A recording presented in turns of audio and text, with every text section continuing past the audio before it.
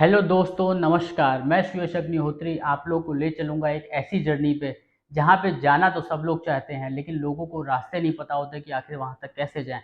जैसे कि smart wealth creation, security, self development, इन रास्तों पे हर कोई जाना चाहेगा। किसी से भी आप पूछोगे, वो इन सब रास्तों में जाना चाहता है, लेकिन पहुँचे कैसे, वो किसी को नहीं पता है। जैसे कि स्मार्ट वेल्थ क्रिएशन, हर कोई चाहता है कि वो स्मार्ट वेल्थ क्रिएट करे।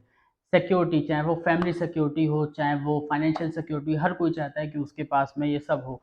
सेल्फ डेवलपमेंट, चाहे वो किसी भी इंडस्ट्री का बंदा हो, वो ये चाहता है कि अपने आप में वो सेल्फ डेवलप करे। लेकिन आखिर किस तरह से करे, वो किसी को नहीं पता चलता है। उसके बहुत सारे रीज़न हैं, लेकिन जो मैं जिन रीज़नों को मानता हूँ, उसके लिए सबसे पहला है थ्री आईज़। ये मेरा जो कॉन्सेप्ट है, three I's: lack of introduction, lack of information और लैक ऑफ इंटरेस्ट। ये थ्री आईज़ सबसे बड़ा इंपॉर्टेंट रोल करते हैं कि हम लोग को पता नहीं रहता कि हम अपनी मंजिल तक कैसे पहुँचें। लैक ऑफ इंट्रोडक्शन, हम लोग को बचपन से ये बताया जाता है कि आपको पढ़ाई करनी है, जॉब करनी है, स्टार्टअप करना है, जो भी चीज़ है। लेकिन जो आप वेल्थ क्रिएट करोगे, जो आप पैसा कमाओगे, उसको मैनेज किस तरह से करना है, किस तरीके से हम स्मार्ट तरीके से वेल्थ क्रिएट करें, किस तरह से अपने आप को डेवलप करें, क्या-क्या प्रोडक्ट्स होते हैं, ये सब हम लोग को कोई इंट्रोड्यूस ही नहीं कराता है। इसी वजह से लैक ऑफ इंट्रोडक्शन। उसके बाद में लैक ऑफ इन्फॉर्मेशन। अगर हम लोग ने किसी को सुन भी लिया, अगर किसी से पूछ भी लिया कि आखिर क्या रहता है, तो लोग उस चीज़ को क्लियरली हमको इन्फॉर्मेशन देते ही नहीं है, क्योंकि लोग बोलते हैं कि यार अपने आप टाइम से सीख जाओगे। लेकिन वो जो टाइम होता है, वो टाइम ऐसी प्रीशियस चीज़ है कि वो टाइम की वजह से हम लोग बहुत पीछे चले जाते हैं, क्योंकि हम लोग को सही टाइम पे सही इन्फॉर्मेशन कभी मिलती ही नहीं है। और क्योंकि हम लोग को इंट्रोडक्शन और इन्फॉर्मेशन दोनों ही नहीं मिला है, इसी वजह से हम लोग को उस चीज़ में इंटरेस्ट भी नहीं आता है। क्योंकि जैसे कि मैं हूँ, मेरे को फुटबॉल मैचेस के बारे में नहीं इन्फॉर्मेशन है, तो मुझे उसमें इंटरेस्ट भी नहीं आता है। कुछ लोग होते हैं जिनको क्रिकेट के बारे में कुछ भी इन्फॉर्मेशन नहीं होता, उनको क्रिकेट में इंटरेस्ट नहीं है। तो जिस चीज़ का हमको इन्फॉर्मेशन नहीं है, जिस चीज़ को हमको इंट्रोडक्शन कराया नहीं गया है, उस चीज़ में कभी हमारा इंटरेस्ट आएगा ही नहीं। इसलिए ये जो 3 आइज़ हैं, ये सबसे बड़े रीज़न हम लोग को ये सारी चीज़ें नहीं पता होने के, कि हम लोग को अपने जो पाथ हैं, हम लोग को कैसे पकड़ने हैं, कैसे क्या चीज़ करनी है। तो मेरे हिसाब से जो सबसे 3 इम्पोर्टेंट स्टेप हैं, वो यही हैं। आइए, जो सबसे पहला चैप्टर इस जर्नी का मैंने रख रखा है, वो है फर्स्ट जॉब सेकंड सैलरी। अब आप लोग पूछोगे, फर्स्ट जॉब सेकंड सैलरी ही क्यों? First job first salary, third salary, fourth salary क्यों नहीं? वो इसलिए भाई, क्योंकि पहली सैलरी तो आपकी पार्टी देने में ही चली जाएगी। अरे भाई, जो लोग इतना बेसब्री से वेट कर रहे थे आपकी जॉब का, आपके पेरेंट्स, रिलेटिव और दोस्त, जिनको अगर पार्टी नहीं दोगे तो छीन के ही ले लेंगे। तो उन सबको आपको पार्टी तो देनी ही पड़ेगी। इसलिए पहली सैलरी में आपको जो करना है करो, बट लीगली करना। अब हम लोग आते हैं सेकंड सैलरी में, कि सेकंड सैलरी से आप लोगों को क्या-क्या करनी चीज़ें स्टार्ट करनी पड़ेंगी, क्या-क्या चीज़ें जाननी पड़ेगी। वो है टर्म इंश्योरेंस, उसके बाद हेल्थ इंश्योरेंस और उसके बाद में म्यूचुअल फंड्स। अब आप लोग ये बोलोगे कि ये सारे टर्म्स तो हमको पता हैं, लेकिन बिलीव मी, आप लोग को नहीं पता है ये सारे टर्म्स, क्योंकि मैं किसी से भी पूछता हूँ तो किसी को भी क्लैरिटी ही नहीं है, बिकॉज़ उन लोग को इस चीज़ का इंट्रोडक्शन नहीं कराया गया, इस चीज़ से उनको इन्फॉर्मेशन नहीं दिया गया, इसकी वजह से उनका क्लैरिटी ही नहीं। लोग आते हैं टर्म इंश्योरेंस में, तो जैसे कि इस फ़ोटो को मैंने लगाया हुआ है, इस फ़ोटो में आपको दिख रहा है कि एक फैमिली है, उसमें सब कुछ इवन चल रहा है, सारा चीज़ें सब कुछ बहुत अच्छे से चल रहा है, लेकिन सडन सडन जो अर्निंग मेंबर है, उसकी अगर डेथ हो जाती है, तो जो फैमिली का ग्राफ है वो पूरा डाउन हो जाएगा, क्योंकि फैमिली के ऊपर बहुत सारी लायबिलिटीज़ होती हैं, लोन होता है, बच्चों की पढ़ाई, बच्चों का एजुकेशन, बच्चों की शादी, ये सारा बर्डन जो है वो नॉन वर्किंग फैमिली मेंबर पे आ जाता है। अब ऐसे केस में क्या करना है? मैं जानता हूँ कि आप लोग सोचोगे कि यार आप इस तरह की बातें कर रहे हो। देखिए, जो मेरा मानना है कि हम लोग को एक ट्रस्ट करना है कि हमारे संग सब कुछ इवन होगा, लेकिन हम लोग को जो प्लानिंग करनी है वो ऐसे करनी है कि हमारे संग सब कुछ ऑड होगा, बिकॉज़ अगर कभी हमारे संग ऑड भी हो जाए तो हम लोग उस चीज़ के लिए प्रिपेयर रहें। तो टर्म इंश्योरेंस का जो कॉन्सेप्ट होता है वो ये रहता है कि अगर जो इंश्योर्ड मेंबर है, जिसने अपने नाम पे इंश्योरेंस लिया हुआ है, अगर उसकी किसी भी रीज़न की वजह से डेथ हो जाती है उस पॉलिसी टर्म में, तो जो उसका नॉमिनी है, उसको वो पूरा अमाउंट मिल जाता है। आपका नॉमिनी कोई भी हो सकता है, चाहे वो आपकी वाइफ़ हो, चाहे वो आपके बच्चे हों, चाहे वो आपके पेरेंट्स हों, वो नॉमिनी कोई भी हो सकता है। अब टर्म इंश्योरेंस ही क्यों? उसके क्या फ़ायदे होते हैं वो मैं आपको बताता हूँ। सबसे पहले अर्ली स्टार्ट लेस प्रीमियम।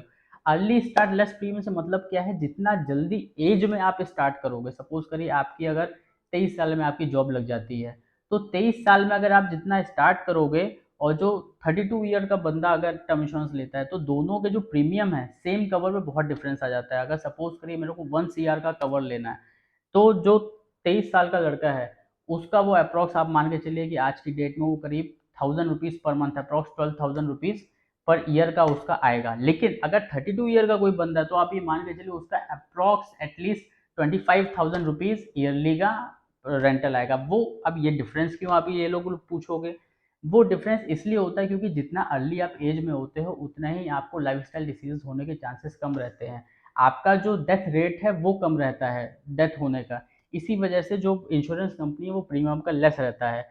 अब जो नॉर्मल इंश्योरेंस रहते हैं उससे आपका इसमें प्रीमियम बहुत लेस होता है, बिकॉज़ जैसे कि मैं आप लोगों को बताऊँ, जो नॉर्मल इंश्योरेंस होते हैं उसमें वन्स ईयर का अगर आपको कवर चाहिए तो एटलीस्ट आपको 60 टू 70,000 पर ईयर का उसमें प्रीमियम लगेगा। लेकिन यही अगर आप टर्म इंश्योरेंस की बात करें तो वन्स ईयर के कवर में आप लोगों को अप्रॉक्स 12,000 लगेगा, कंडीशन की आपने अर्ली एज में स्टार्ट किया। उसके बाद राइडर्स कैन बी एडेड।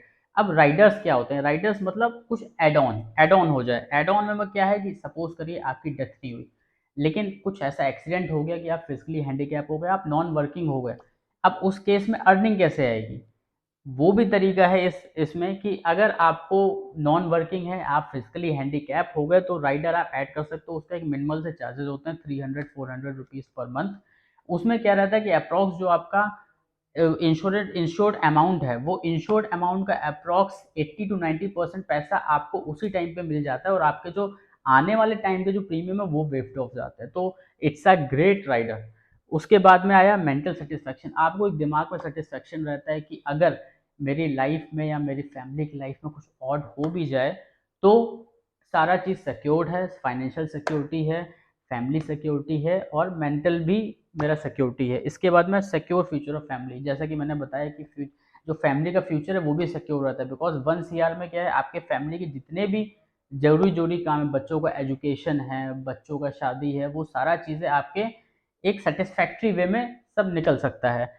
अब उसके बाद में हेल्थ इंश्योरेंस।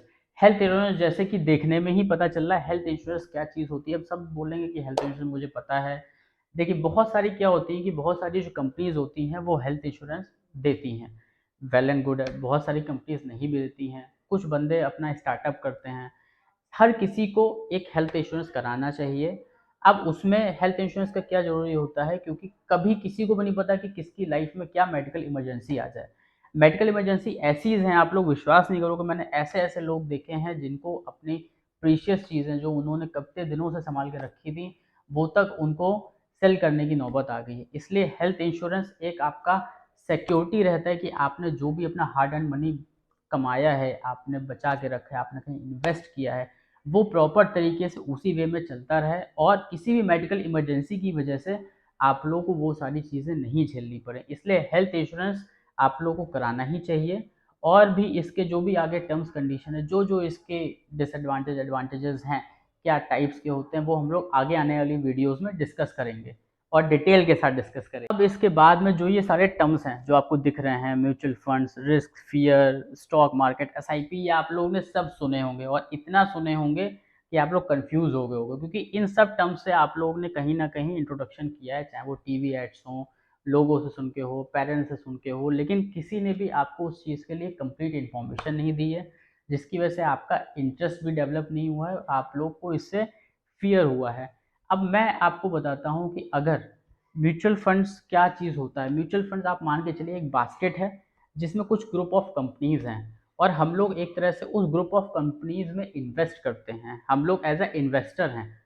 तो हम लोग उस कुछ कुछ ग्रुप ऑफ कंपनीज में इन्वेस्ट करते हैं और उनकी ग्रोथ के साथ हम लोग बढ़ते हैं। म्यूचुअल फंड का अभी के लिए आप सिंपल सा कॉन्सेप्ट ये करें, फिर बाद में हम लोग डिटेल्स में पढ़ेंगे। इसके लिए मैं बहुत सारी वीडियोस लेके आऊँगा जिसमें आपको डिटेल नॉलेज मिलेगी और मैं इतना आप लोगों को डेवलप कर दूंगा कि आप लोग किसी को टीचिंग दे सकोगे इस चीज़ के लिए, किसी को बहुत डेप्थ में बता सकोगे और खुद के लिए एक बेस्ट म्यूचुअल फंड कैसे चूज़ किया जाए वो भी आप कर सकोगे। मैं इसलिए बोलता हूँ कि ये मैं जिस जर्नी पे आप लोगों को ले चल रहा हूँ, अगर आप लोग ने मेरा साथ दिया तो मैं आप लोग को इतना डेवलप कर दूंगा कि आप लोग खुद दूसरों को इस चीज़ के बारे में एजुकेशन दोगे, खुद अपना म्यूचुअल फंड सेलेक्ट करोगे और खुद अपनी वेल्थ को बढ़ते हुए सिस्टमैटिक तरीके से आप देखोगे। मैं इसके लिए बाद में बहुत सारे वीडियोस लेके आऊँगा, इसलिए वेट करें उस चीज़ के लिए। अब इसके बाद मैं एक सिंपल सा एग्जांपल दे रहा हूँ कि अगर आप लोग सपोज़ अपनी सैलरी से, मैं ये मान के चलता हूँ किसी की इन हैंड सैलरी 20,000 रुपीज़ आती है। ₹20,000 में अगर 500 रुपीज़ भी आप निकालते हो म्यूचुअल फंड के लिए, जो कि मिनिमम अमाउंट है 500 रुपीज़ म्यूचुअल फंड में देने का, तो उसका क्या रिजल्ट आता है? 500 रुपीज़ इंटू 12% इंटरेस्ट एक स्टैंडर्ड इंटरेस्ट होता है, जो आपको एक लॉन्गर वे में, लॉन्गर टर्म में आपको मिलता ही मिलता है। Longer term means more than 7 years, 8 years, उसमें आपको अप्रॉक्स 12%, ये प्लस माइनस 1-2% वेरी करता है, लेकिन जनरली प्लस में ही आता है, माइनस में बहुत कम आता है। तो 500 रुपीज़ अगर आप करते हो तो आपका 12% के इंटरेस्ट में 10 ईयर का 60,000 आपने अमाउंट इन्वेस्ट किया। अब उसमें 56,000 आपने अर्न किया, मीन्स अप्रॉक्स आपको जो 60,000 है वो आपका डबल हो गया 1,16,000। ज़्यादा मज़ा नहीं आया, मुझे पता है, क्योंकि जो आपका अमाउंट है वो 500 रुपीज़ आपने स्टार्ट किया जब आपका सैलरी है कितना, ओनली 20,000। अब इसके बाद में एक एग्जांपल मैं और लेता हूँ। अगर मैं यही 500 को मैं 30 ईयर के लिए इन्वेस्ट करता हूँ 12% के इंटरेस्ट में, तो हमारे यहाँ क्या है, इन्वेस्ट अमाउंट मेरा होगा 9,86,000। यहाँ पे इन्वेस्ट अमाउंट कितना था, 60,000। अब यहाँ पे जो एस्टिमेटेड रिटर्न है वो, ओ माई गॉड, 31,63,926। 9 लाख इन्वेस्ट करके आप इतना कमा रहे हो, टोटल आपका वैल्यू 41,50,890 है। It's the power of compounding. आपने कंपाउंड इंटरेस्ट बचपन में सब पढ़ा हुआ है कि कंपाउंड इंटरेस्ट क्या चीज़ होती है, तो it's the power of compounding. अब मैं एक और एग्जांपल लेके चलता हूँ कि सपोज करिए आपकी आज से 1 साल बाद, 2 साल बाद सैलरी थोड़ा सा बढ़ी, आपने म्यूचुअल फंड्स अपना बढ़ा दिया। म्यूचुअल फंड में आप पैसा बढ़ा सकते हो, आप एक स्टेप अप होता है, अपना पैसा बढ़ा भी सकते हो म्यूचुअल फंड में, एक दूसरा म्यूचुअल फंड ले सकते हो ज़्यादा पैसा करके। तो आप सपोज करिए आपने 2,000 रुपये की SIP कराई, 10% का आपने एक एनुअल स्टेप अप रखा, मतलब आप साल दर साल अप्रॉक्सीमेटली, जो जॉब में रहता है कुछ भी रहता है, तो जॉब में जनरली 10% का आपको annual growth on an average मिलता है, कभी ज़्यादा कम रहेगा। तो इसलिए 10% का अगर आपने एनुअल सेटअप रखा है 20 साल के लिए, तो आपका जो टोटल इन्वेस्टेड अमाउंट है वो कितना है, 13,74,000। जो एस्टिमेटेड रिटर्न है वो 23 लाख है, मीन्स आपका जो 13 लाख है वो आने वाले 20 साल में 37 लाख बन जाता है। ठीक है, अब इसके बाद में जो, oh my God, it's crores. Means अगर आपका जो मंथली इन्वेस्टमेंट 2,000 ही रुपीज़ है, एनुअल सेटअप 10% ही है, और 30 ईयर्स में अगर आप देखोगे तो वो आपका जो 39 लाख है वो आपका 1,66 लाख मीन्स हो जाता है। मीन्स मोर देन 1 CR आपने उसमें एस्टिमेटेड अर्न किया है। तो जो मैं आप लोगों को बोल रहा था कि जो 5-6 साल पीछे हो जाते हैं, जिनको नॉलेज लेट मिलती है, वो जो 5-6 साल पीछे होते हैं वो यहाँ पे लैग कर जाते हैं। बिकॉज अगर आपने 23 ईयर में स्टार्ट किया, सपोज करिए आप धीरे धीरे एनुअल स्टेप अप करते गए, 23 ईयर में start, at the age of 53 आप कैपेबल हो गए, एटलीस्ट इतना अमाउंट आपके पास एक्स्ट्रा होगा अपने जो एस्टिमेटेड से। और यही चीज़ अगर आप सेविंग अकाउंट में रखो, कहीं पे भी एक्सपेंड कर दो, तो आप ये वेल्थ क्रिएशन नहीं कर पाओगे। अब उन लोगों के लिए जिनका जो सैलरी है, जिनको पैकेज है वो हाई पैकेज में है, उनके लिए मैं बताता हूँ, अगर आप इन्वेस्टली में जो मंथली इन्वेस्टमेंट है वो 10,000 रुपीज़ का करते हैं, और 240 मंथ्स मीन्स 20 ईयर्स के लिए आप लेते हैं, 12% का हम लोग ने इंटरेस्ट ले रखा है, तो आपका जो अमाउंट है वो कितना रहता है, आपने 24 लाख रुपीज़ इन्वेस्ट किया है, नॉट अ वन टाइम, ये आपने वे ऑफ मंथ में आपने इन्वेस्ट किया हुआ है, मंथली वे में इन्वेस्ट किया हुआ है। तो आपका जो टोटल ग्रोथ है वो आपका 77 लाख रुपीज़ है, टोटल सम आपका 1 CR है। अब अगर मैं उसी को देख लेता हूँ, अब उसमें अगर मैं 10,000 रुपीज़ लेता हूँ, 30 ईयर्स का कर देता हूँ, और उसमें 4% का, ओनली 4% का मैं मंथली स्टेप अप कर देता हूँ, मीन्स अगर आपका 10,000 इस पूरे आपका ईयर में गया है, तो नेक्स्ट ईयर आपका 10,400 हो जाएगा, इसी तरीके से वो जाता जाएगा, और मैं उसको लेता हूँ 30 ईयर्स के लिए। ओके, तो ओ माई गॉड्स, ये मैं सही देख रहा हूँ इट्स 6,21 लाख रुपीज़। आप बिलीव कर सकते हो, मैं इसी वेल्थ क्रिएशन की बात कर रहा हूँ, it's the power of compounding. ये जो वेल्थ क्रिएशन है ये सिर्फ आपको इसी मोड ऑफ इन्वेस्टमेंट में मिल सकता है, और ये प्रूवन मेथोलॉजी है। मैं आपको आगे जब हम लोग जर्नी पे चलेंगे मैं आपको दिखाऊंगा कि ये प्रूवन है, और इन सबके बैक डेट में रिकॉर्ड्स भी हैं कि किस तरीके से लोगों को इन्होंने वेल्थ क्रिएट करके दी है। But over the long period of horizon आपको इसके लिए थोड़ा सा वेट करना पड़ेगा, लॉन्ग टाइम होरिजन के लिए। दोस्तों, मैं अपनी हर एक वीडियो के साथ में आपको एक मैसेज दूंगा, जो कि मैसेज आपकी लाइफ के लिए बहुत इंपॉर्टेंट होगा, आपको मोटिवेशन देने के लिए बहुत इंपॉर्टेंट होगा। और आज का जो मेरा मैसेज है वो है, the bad news is time flies but the good news is you are the pilot. मतलब टाइम निकल जाता है वो सबको पता है, लेकिन इस टाइम का पायलट भी आप ही हैं।